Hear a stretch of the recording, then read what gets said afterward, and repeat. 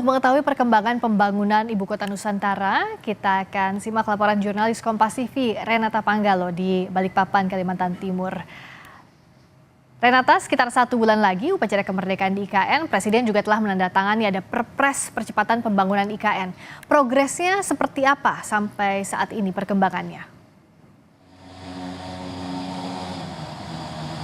Iya, Friska dan juga saudara, tentu dua hal yang paling disoroti adalah infrastruktur terkait dengan ketersediaan air dan listrik, yang dimana ini menjadi dua indikator bagi Presiden Joko Widodo untuk kemudian siap berkantor di ibu kota negara yang baru, Nusantara. Memang Friska dan juga saudara, untuk sampai saat ini progresnya kalau untuk infrastruktur air misalnya ini memang masih dalam tahap pemantauan atau commissioning test, yang dimana saat ini sedang dilakukan commissioning test yang bertahap. Untuk tahap pertama sudah dilakukan di tanggal 10 Juli yang lalu dengan metode dry pumping, jadi belum dialirkan airnya pada saat itu, dan ini juga kemudian dilanjutkan dengan tahap 2 yang direncanakan akan berlangsung pada hari ini. Namun sampai saat ini kami belum mendapatkan konfirmasi terkait dengan kapan kemudian pemantauan itu atau commissioning test itu dilakukan.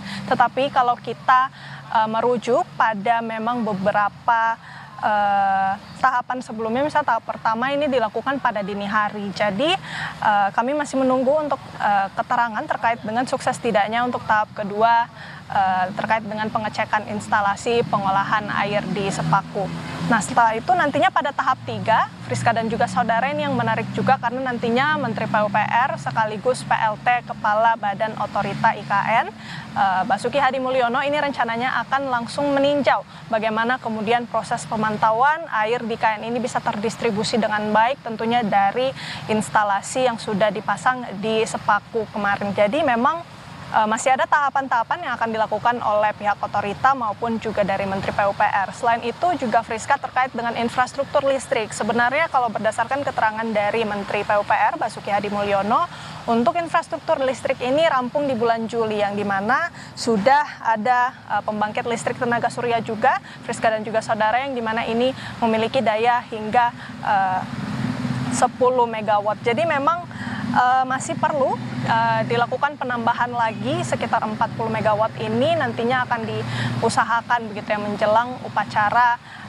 peringatan HUT ke-79 kemerdekaan Republik Indonesia. Selain itu, Friska dan juga saudara, untuk infrastruktur lainnya misalnya terkait dengan lapangan upacara, ini berdasarkan keterangan dari Danis Hidayat Sumadilaga selaku Ketua Satgas Pelaksana Pembangunan Infrastruktur IKN Kementerian PUPR, misalnya ini sudah sampai 88% untuk lapangan upacara, kemudian Istana Presiden sudah mencapai 83%, Hotel Nusantara ini juga sudah disiapkan untuk kapasitas 300 orang menampung tamu undangan, dan kemudian petugas upacara ini nanti disiapkan 12 rusun ASN dan sejumlah gedung perkantoran. Untuk infrastruktur lain terkait dengan pemindahan ASN, misalnya Friska, rusun ASN ini sudah terbangun 12 dari 47 rusun. Jadi masih kita tunggu bagaimana kemudian proses pengecekan air, listrik maupun infrastruktur lainnya di IKN bulan ini.